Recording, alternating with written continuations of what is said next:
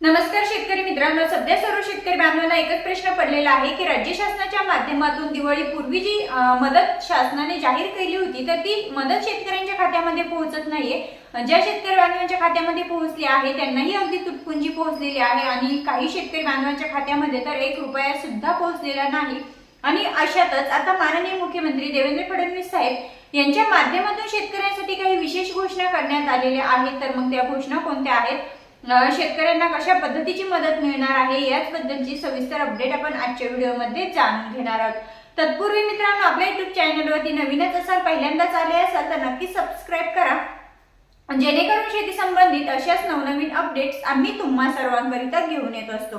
तर शेतकरी मित्रांनो, महत्त्वाचं म्हणजे 2 दिवसांपूर्वी माननीय मुख्यमंत्री देवेंद्र फडणवीस साहेब आणि मंत्रिमंडळ यांची एक बैठक संपन्न झालेली आहे आणि या बैठकीमध्ये शेतकरी बांधवांसाठी काही महत्त्वपूर्ण असे निर्णय घेतलेले आहेत। तर हे निर्णय कोणते आहेत, तर यामध्ये शेतकरी मित्रांनो जवळपास 11,000 कोटी रुपयांचा निधी हा शासनाच्या माध्यमातून शेतकऱ्यांसाठी वितरणास मंजुरी देण्यात आलेली आहे।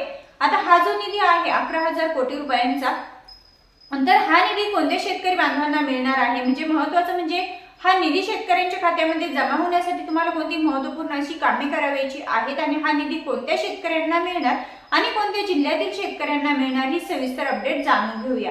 तर शेतकरी मित्रांनो, सर्वात अगोदर आपण जर पाहिलं तर राज्य शासनाच्या माध्यमातून दिवाळीपूर्वी 31,628 कोटी रुपयांचं पॅकेज हे शेतकऱ्यांसाठी मंजूर करण्यात आलं होतं आणि यामध्ये थोडे पैसे म्हणजे 4 ते 5 लाख कोटी रुपयांचा निधी हा मंजूर करण्यात आला आणि तो शेतकरी बांधवांच्या खात्यामध्ये जमा देखील करण्यात आला। यामध्ये 40 लाख शेतकरी बांधवांना याचा लाभही भेटला।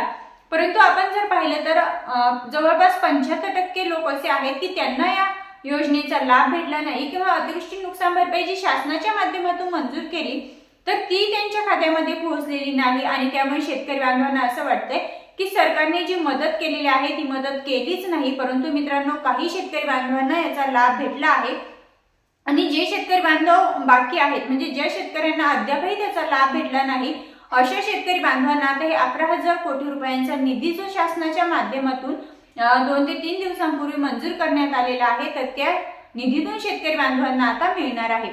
मित्रांनो, महत्त्वाचं म्हणजे हा जो निधी शेतकऱ्यांना मिळणार आहे यामध्ये महत्त्वाचं म्हणजे ज्या शेतकरी बांधवांची ई-KYC कंप्लीट आहे, ज्या शेतकरी बांधवांचं फार्मर ID कार्ड कंप्लीट आहे, ज्यांची आधारी बँकेला लिंक आहे, लँड शेडिंगचा प्रॉब्लेम येस आहे, अशाच शेतकरी बांधवांच्या बँक खात्यामध्ये हा निधी जमा होणार आहे। त्यामुळे ज्या शेतकरी बांधवांचं ई-KYC कंप्लीट नाही, ज्या शेतकरी बांधवांनी अद्यापही फार्मर ID कार्ड काढून घेतलं नाही तर अशा सर्व शेतकरी बांधवांनी 31 ऑक्टोबर पूर्वी आपली संपूर्ण कामे ही पूर्ण करायची आहे। मित्रांनो, तुम्ही तुमच्या जवळच्या CSC केंद्रावरती जाऊनही हे करू शकता किंवा मग तुमच्या बँकेमध्ये जाऊन देखील तुम्ही हे काम कंप्लीट करू शकता।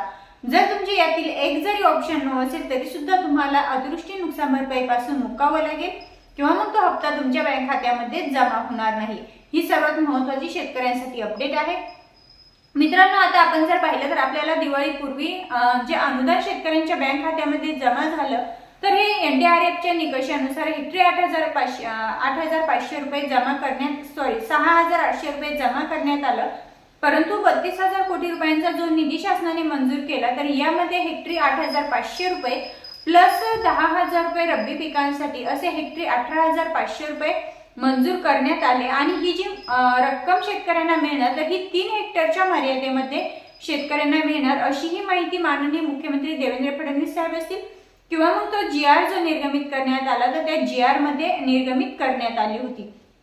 परंतु आपण जर पाहिलं तर शेतकऱ्यांना जी मदत मिळाली ती हे 2 हेक्टरच्याच मर्यादेमध्ये मिळालेली आहे। म्हणजे हे 32,000 कोटी रुपयांचा निधी मंजूर होण्यापूर्वी शेतकरी बांधवांना जी NDRFच्या मार्फत जी मदत मिळणार होती 2 हेक्टरच्या मर्यादेत, त्याच 2 हेक्टरच्या मर्यादेमध्ये शेतकरी बांधवांना याचा लाभ भेटलेला आहे। त्यामुळे ज्या शेतकरी बांधवांना 2 हेक्टरच्या मर्यादेमध्ये हा निधी अतिवृष्टी नुकसान भरपाईचा निधी मंजूर झाला तर त्या शेतकरी बांधवांना आता उर्वरित 1 हेक्टरचेही पैसे त्यांच्या बँक खात्यामध्ये 11,000 कोटी रुपयांमधून वर्ग केले जाणार आहेत। म्हणजेच एकंदरीत मित्रांनो, जी मदत मिळत आहे ती 3 हेक्टरच्या मर्यादेमध्ये मिळत आहे आणि ज्या शेतकरी बांधवांना पहिल्या टप्प्यामध्ये वितरण झालं नाही तर अशा सर्व शेतकरी बांधवांना दुसऱ्या टप्प्यामध्ये वितरण केलं जाईल आणि हे जे अनुदान शेतकरी बांधवांसाठी मंजूर करण्यात आले तर हे अनुदान येत्या 15 दिवसाच्या आत शेतकरी बांधवांच्या खात्यामध्ये वितरित करण्यास सुरुवातही केली जाईल, अशी माहिती माननीय मुख्यमंत्री देवेंद्र फडणवीस साहेब यांनी त्या पत्रकार परिषदेमध्ये दिलेली आहे।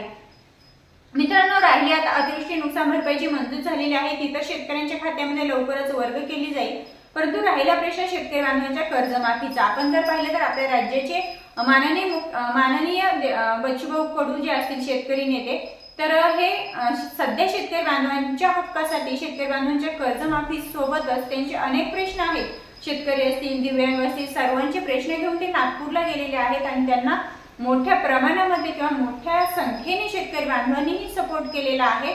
तर आता शेतकऱ्यांची कर्जमाफी घेतल्याशिवाय ते माघारी येणार नाहीत आणि शेतकरी बांधवांनी खूप छान प्रतिसाद त्यांना त्या ठिकाणी दिलेला आहे।